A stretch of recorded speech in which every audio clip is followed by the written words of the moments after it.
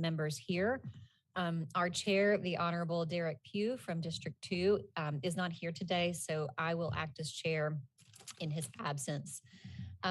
So we are now called to order. And I guess we'll do a roll call vote, or roll call for attendance. Teratio. Here. Barron. Here. English. Present. Newton. Here.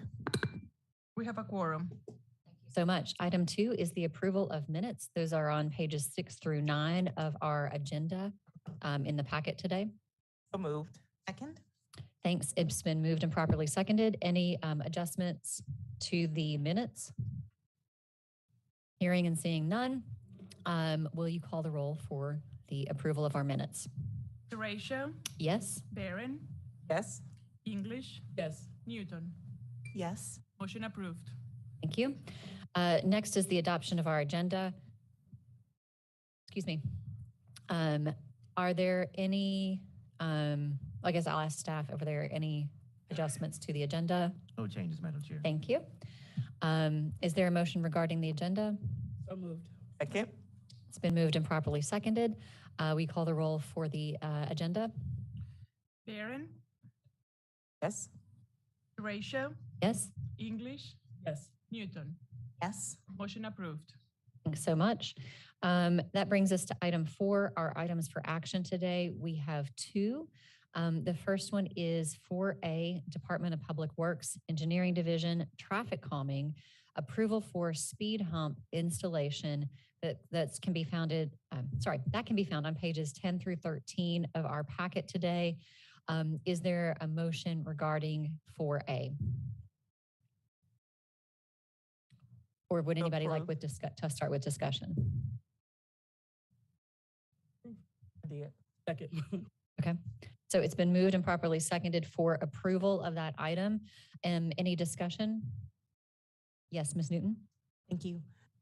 I just have a few questions for staff. I don't have any issues at all with this item and am fine with approval. I just had some general questions. Yes, ma'am. Thank you. So my constituents have been reaching out to me a lot, requesting speed humps and traffic calming.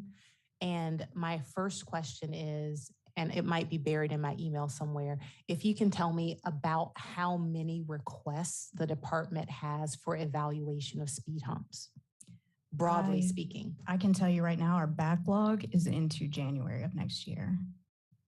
Okay. And so then that leads me to my second question. If I read the packet correctly, it says that we budget about $15,000 for speed humps and that speed humps cost about $1,000 each, meaning that we have a limit per our budget of $15,000 a year. That's correct. And it's based on anticipation. So historically, that's about how many we've been putting in a year. Okay. So then my question is that the same that we're looking at budgeting for the next fiscal year? And I ask because if I had to guess, I have at least 4 to 5 constituents who have put in requests for traffic calming, and they may not all get it, but I'm one district of 11 and I'm not sure what my colleagues are getting. So I'm just concerned about the future. So I can tell you that this fiscal year, we conducted 40 studies, 8 total passed. Okay. And so far only 3 speed humps have fully completed the package, meaning they've got their petition back in and been installed. So I would say yes, unless there's some other reason, we would probably put the 15,000 back in and assume that about 15 will be installed. Okay. And then in terms of the backlog extending to January, is part of the reason that the backlog you think goes that far because of our policy that you can only evaluate when school is in session, or is it separate from that? That is part of the problem. That's standard policy, though. That is how everyone conducts traffic studies in the U.S. But yes, that does create part of the problem. I hate to reference this, but the backlog started with COVID-19.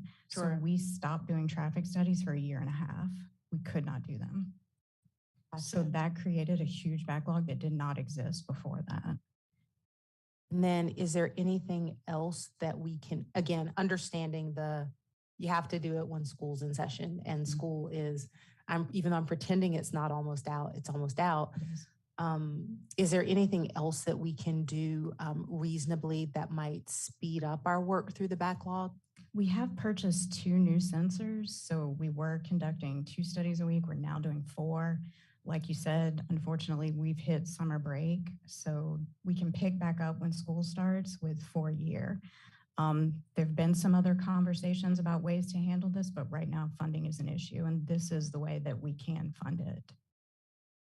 Funding as in the $15,000 to pay for the speed humps, or funding for something related to the evaluation? Related to the evaluation and getting them done quicker. Okay. I won't take up any more time here, but I would welcome hearing about what those budgetary constraints are and if there might be something else we can do to help. Okay. Yes, Thank ma'am. you. Okay, who was first? Okay, Miss English. Thank you. If you will, please, can you give me a brief summary on what passed means? When you say In only relation- 8 passed of the studies that you did, you said only 8 passed. Oh, yes, ma'am. Thank you. So there are certain criteria that have to be met, and the main 2 that we look at after we've conducted the traffic study is the traffic volume on the road and then the actual speed that people are traveling at.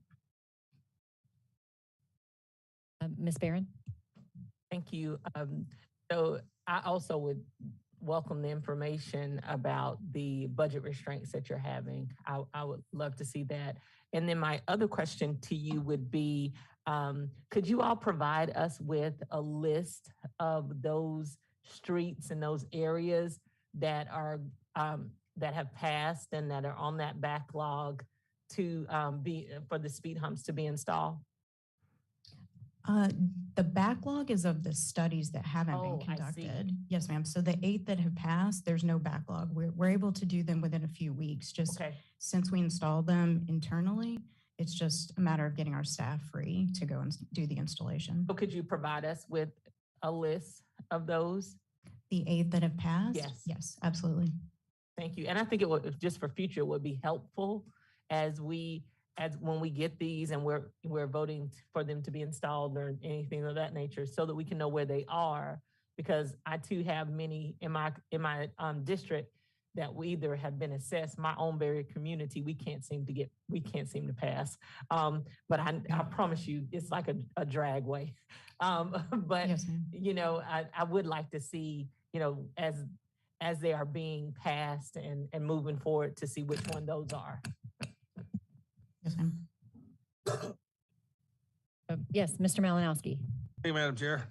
Out in my area, we got a lot of dead animals that act as natural speed bumps. But other than that, I do have one question for you. And you indicated on page 11 of our agenda that when speeding is documented and community support cannot be demonstrated with a petition signed by 75%, you're allowed to go out and supersede that requirement. Can you tell me what percent we did get that signed a petition? I cannot.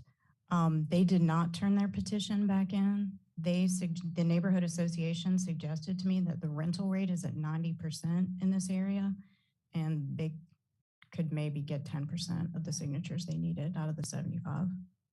Okay, thank you. Any further questions or discussion? Okay, hearing and seeing none, that will move us to, oh wait, we haven't voted yet. Will you call the roll for the vote? Teratio, Yes? Barron, Yes? English, Yes. Newton. Yes. Motion approved. Thank you all. That moves us to item 4B, amending the fireworks ordinance. Mr. Pugh, who is both chair and maker of the motion, called me and asked for this item to be deferred. Is there a motion regarding this? Before we have a motion to defer, Sure. happy to do that, but it's non-debatable. I just have one question that if I could have answered now, I would appreciate it. Thank you. On page 15, it's just item F. After 3 separate violations in a single location, the location is declared to be a public nuisance, and further unlawful activities may be abated by the county sheriff or a lawful officer serving under him. I do understand all those words, but I'm not sure what that means in effect. So could someone explain that?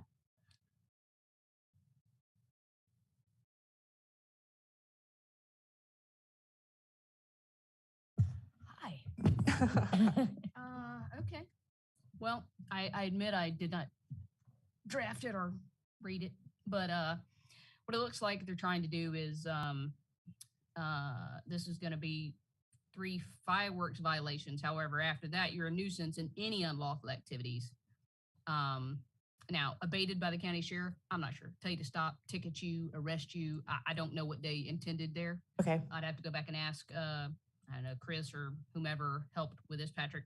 Okay. But that's what it looks like they're trying to do. Sorry, I Okay. can't do more for you there. No worries. Thank you. Move to defer. Oh, Second. sorry, Bill. Right, it's been moved and properly seconded to defer. Do we have, does anybody want to say a time to defer it to? Next meeting. Thank you. It's been moved and properly seconded to defer this item to our next meeting of the Development and Services Committee. That will be in June. Will you call for the roll? Teratio, Yes? Barron, Yes. English, Yes. Newton.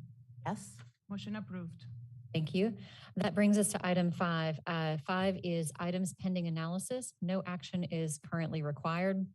5A is the motion to have staff amend section 26-186, development with open space design standards of the Land Development Code by amending the formula used in determining the total number of units allowed in the utilization of density-based and density bonus design standards by subtracting the constrained open space area acreage from the total site acreage prior to calculating.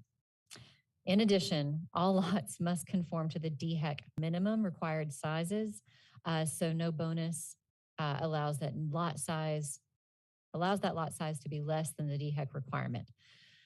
That motion is by Mr. Malinowski. Currently, staff is researching this request.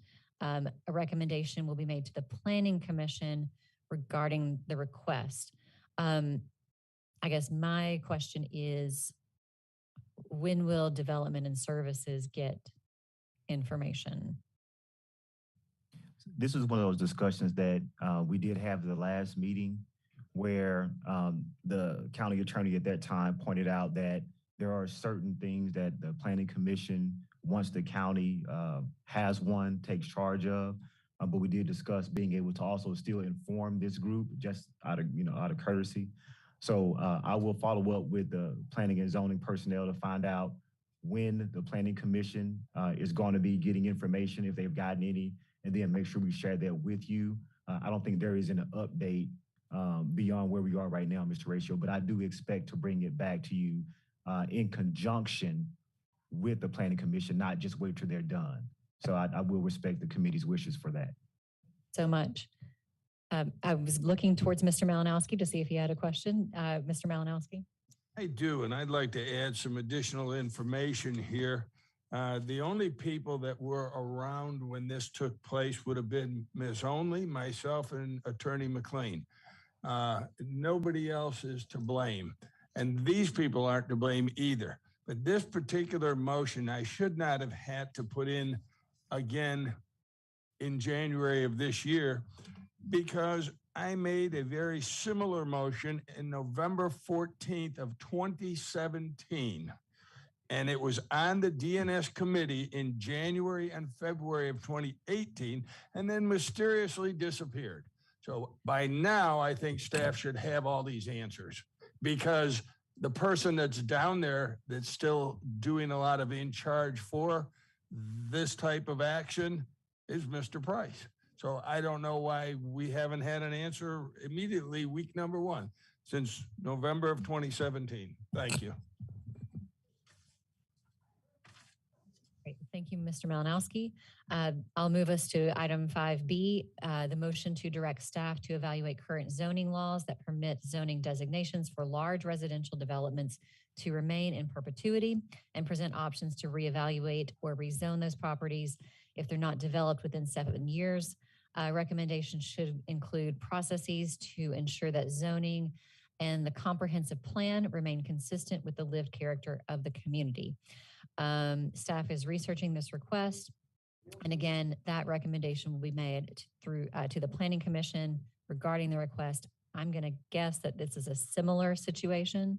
I think so, but I believe, if I'm not mistaken, Ms. Newton, please correct me if I'm wrong. There had been some conversations specific to this that there were some things that were being developed along the way and some active conversations related to this motion. So I don't know, Ms. Newton, if there's anything you wanted to maybe add about the staff's conversation on this. So just that, yes, you are correct. And that the other part, in addition to what the Planning Commission is doing, is that staff is recommending some procedures to change or edit the way that we do our comprehensive plan.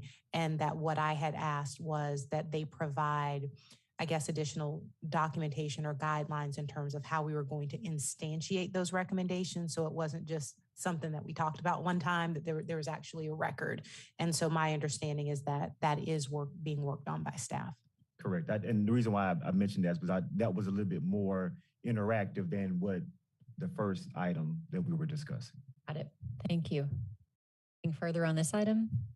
Yes, Ms. English.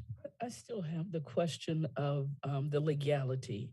And that's the one thing that I'm asking, because when you buy property and it's zoned a particular way, if I hold on to it for 30 years and it's mine and it's been zoned that way, so I need to understand the legality in that. And so that's just my question. And I know that's one, doesn't have to be answered now, but that's my question on that. Yeah. Yes, please. Ms. English, I think I wrote something about that when Ms. Newton first brought this issue up, so I'll be glad to look back and send it to you. Thank you, that's fine, I appreciate it. Okay. If I may, not being a legal expert, but there were concerns about the motion as written, and that is why what we found was that staff was going to make some different recommendations as it related to the comprehensive plan, so that we could work towards achieving the objectives, which is making sure that the zoning is compatible with where the area is at all times. And that brings us to item 5C, the motion to direct the county attorney to work with the county administrator to research and draft an absentee landlord ordinance. The ordinance should provide potential remedies for individuals who violate county ordinance and provide via supplemental documentation a comprehensive review of the legal impacts potentially associated with the adoption of such an ordinance. I know that lots of us have been in discussion about this. I think there was some plan to have a presentation to this committee. Is there a presentation kind of in the works, perhaps for next meeting? Was on. Right, I was getting ready to see if we could recognize Mr. Jensen, ACA Jensen, if he was still on. I see you. ACA Jensen, can you address that item, please, sir, on the pending analysis, item C? Yes, sir. Thank you. And let me add to both item A and B also. Both of those requests have been submitted to the Planning Commission. They are currently reviewing them, and a recommendation will come out of their process or a response from them on those two issues. Then in regards to item C, I prepared a briefing document for the committee, which I submitted about a week ago or so. So if you haven't received it, you'll receive it. But it's a synopsis of where we are in the process, what we're recommending, and a request to come before you with a proposal. Thank you so much. I know we are talking about the school year. One of my communities is very concerned about the impact of college students in their community. And so I know that if we can work on this over the summer and maybe have something in place for the fall, they would very much appreciate it. Ms. Newton, did you want to speak to this? I did. And it's really just, I guess, a question. Looking at this, it says there's an old schedule and it says that we're about 4 weeks behind schedule. So if somebody could tell me what is the next step and when that's going to be, I would appreciate it. Madam Chair, if I may be recognized. Yes, please. Thank you. ACA Jensen for the record. Our intent is to bring it to the committee at their next scheduled meeting. And I think that was part of my request in there was for the committee to put us on their next agenda. Okay, and then as part of that, for whatever briefing document that's in that next packet, can we have the new updated schedule that's part of that? Yes, the new updated schedule is simply everything adjusted 1 month from the original schedule. So, but yes, it will be corrected in the staff report or in the briefing document. Okay, and so then with that in mind, the anticipation is that third reading and reconsideration would occur sometime in September? Yes, ma'am. Okay, thank you very much. Thank you. Anything further from the body? Hearing none, item 6 is adjournment. So moved. Second. Thank you. It's been moved and properly seconded. Will you call the roll for adjournment? Teratio, Yes. Barron, Yes. English, Yes. Newton. Yeah. Motion approved. Thanks, everybody.